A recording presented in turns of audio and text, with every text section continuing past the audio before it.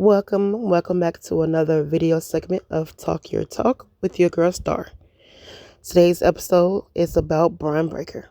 Bron Breaker had a great run after coming up for the main roster from NXT, and I felt like WWE currently has no vision of how they want to book this man, and it shows. Honestly, the man came up for NXT in order to go to SmackDown and then go to Raw.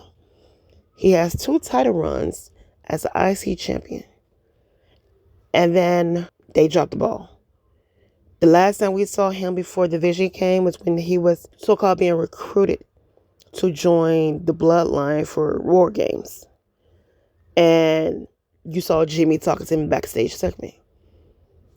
After that, even this is way after Jay won the IC champion from him, and we all saying that Bron was Jay's op at that moment. But yeah, that's the last time we saw Bron Breaker. And then, I think it's been a while since we've seen him. And then there is a segment with Paul Heyman and Seth Rollins after WrestleMania of trying to get a group together. And then they introduced Bron Breaker. And then eventually Bronson Reed. And I feel like they have the potential with that fraction to go far. But I feel like it kind of hindered due to Seth Rollins' injury. And then you set up for Bron Breaker to win the championship down the line, but fumbled that. Then you set him in to be number 2 entrance of the Royal Rumble, or in order to be eliminated by Obafemi. And then it's like, what the fuck? Then he had other feuds with other people. And then not too recently, he lost to Seth Rollins in a steel cage. And then in order to now currently holding the tag team titles with Austin Theory for Logan Paul because Logan Paul was injured. And then now he's in a shitty ass group with Logan Paul and Theory and fucking Maxine Dupree of Division 2.0.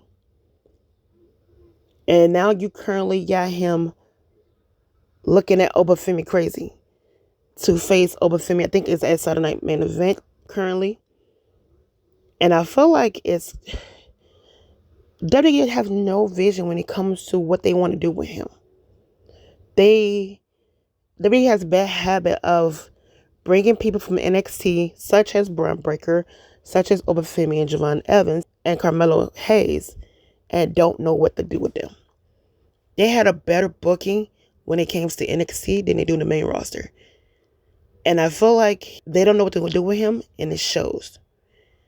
And I feel like the only way Bron Breakker can shed this image off of him is if he turns on the 2 doofuses of Logan Paul and Austin Theory. Meaning, like, he got to get rid of the dead weight. Meaning, either, because even Paul Heyman is not rocking with this version of the Vision. Because he was like, if you got Maxine, why the fuck do you need me? And so I feel like he needs to do that. He like, you two are dragging me down. And then take their ass out. And they don't even mean to say it, just do it. And they want to know what's his reason. I got rid of the dead weight. Honestly.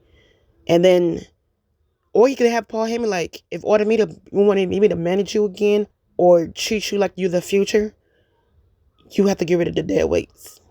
And that's Austin Theory and Logan Paul.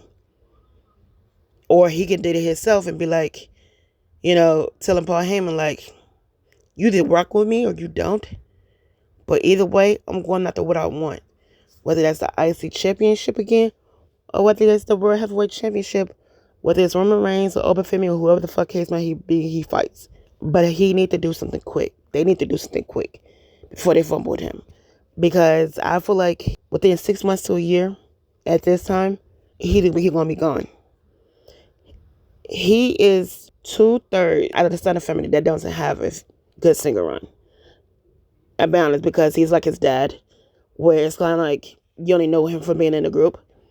And I feel like with him, they try to make him more like his uncle, as far as his solo career, but it's not going the way they want. And if you disagree or agree with me, feel free to tell me your thoughts. What do you think was next for Bron Breakker? and his future in WWE? Comment below.